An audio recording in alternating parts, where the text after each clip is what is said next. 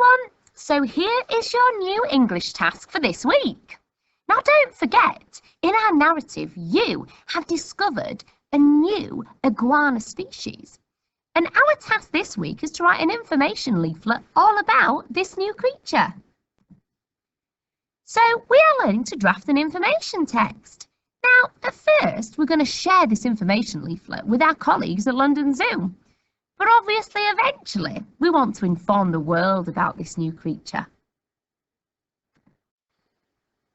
So just like we would in class, we have prepared for you an example model text, and our creature is called the lava lizard. Here's the introduction.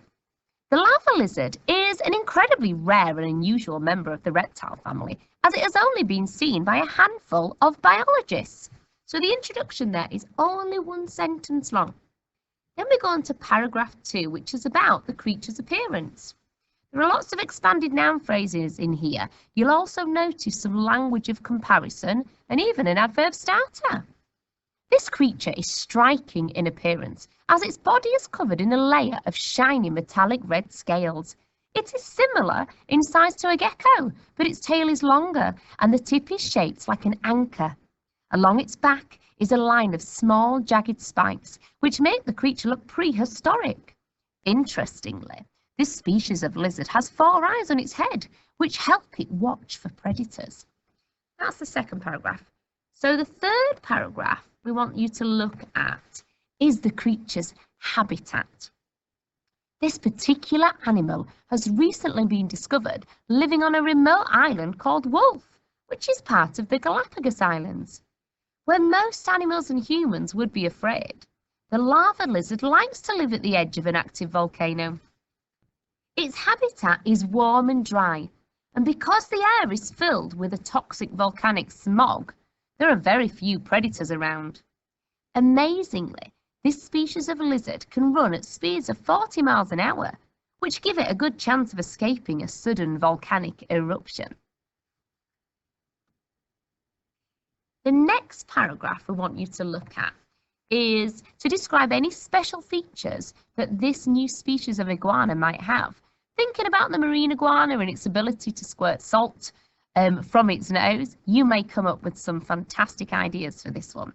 So here's my example. The lava lizard is an unusual creature.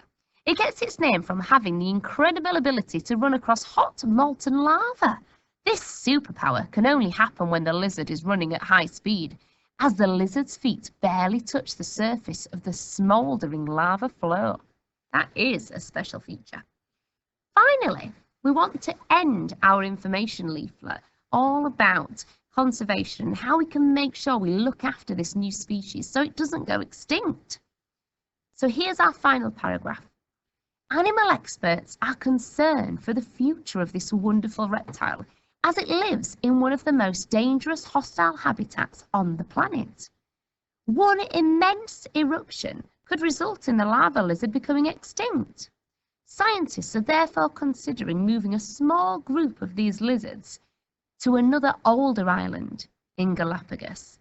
So here you can probably see where I got my idea from when we watched the clip about the pink iguana and how scientists are planning on moving some of these creatures to another island. Hopefully, this model text will help you with yours. If you structure your information text in the same way,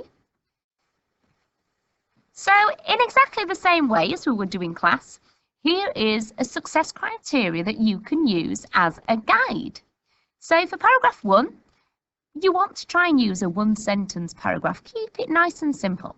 Paragraph 2, we want to be looking at the creature's appearance.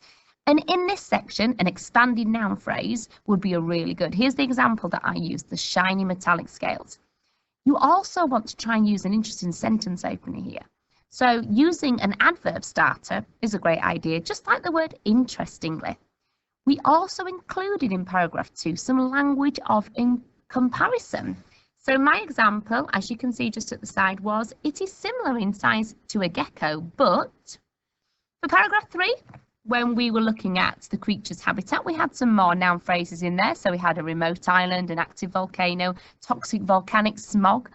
We also included some subordinating conjunctions to extend our sentences and to explain things, which is part of the Galapagos Island because the air is filled with a toxic smog. Also, again, we use an adverb starter there, amazingly. When we went on to paragraph 4, when we were talking about our creature's unusual features, thinking about what it is best known for, we want a bit of a description here, some fascinating facts, that would be brilliant. Finally, for paragraph 5, we want a conclusion where we look at the future concerns that we have for this creature and maybe what needs to be done to help it.